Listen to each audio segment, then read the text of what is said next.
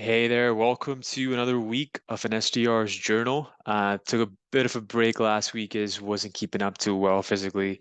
Was down with a bit of a fever and all that, but no excuses. We're here, we're back for another week. If you're new to this, basically every week I speak about 3 lessons that I've learned from my journey as an SDR.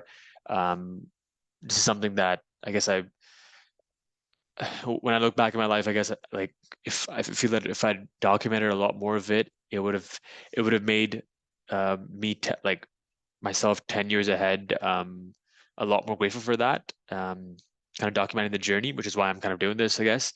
But yeah, so let's get right into it with our 3 key learnings. The first one is G2 reviews.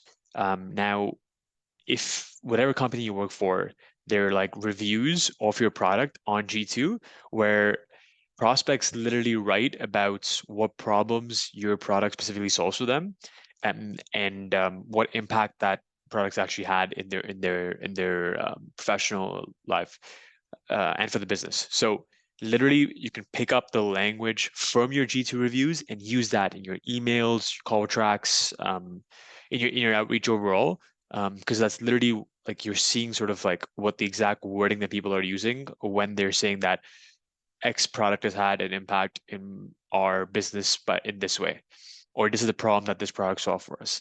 So that's number one, G2 reviews. The second thing is, and this is something that I guess I've been struggling with a bit, which is equally dividing up your time between creating pipeline and actually furthering pipeline.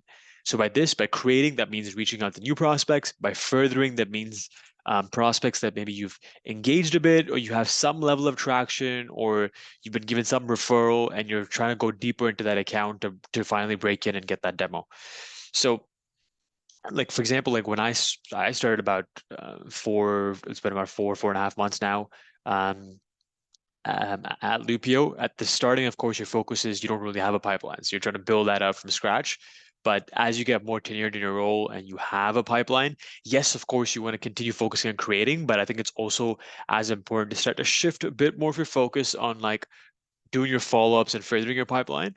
And that's something that's you can use time blocking, you can use whatever. But I thought that was something I didn't think about when it came to, um, distinguishing between the two and like making space for both and knowing that both are massively important. And if you sort of don't focus too much on one or the other, it can kind of not create that balancing effect that you need. Lastly, and this one is, I guess, a bit personal to me, but not deriving all your meaning from work. And everyone might not agree with this, so hear me out here. If, as someone that's quite, I'd say, I tend to derive a lot of my meaning from the work that I do. That's my career. So that means that when you're having a bad day at work, you have a bad day at life per se.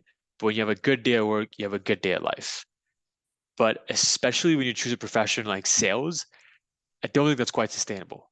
I don't think that's quite sustainable especially when you choose a profession like sales, where there'll be a lot of good days, but there'll also be a lot of bad days. So I guess kind of for me, at least, it's been taking a step back and figuring out what else do I derive meaning from, whether that is family, whether that is some of my side interests that I have. Um, where else do I derive meaning from?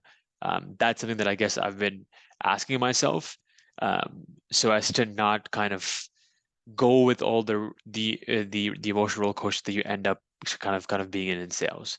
So if you have chosen sales, I mean for a lot of the careers as well, but especially if you've chosen sales as a career path, deriving all your meaning from work definitely isn't the most sustainable option for net happiness per se. So those are the 3 learnings from this week. And yeah, we'll see you next week. Thanks.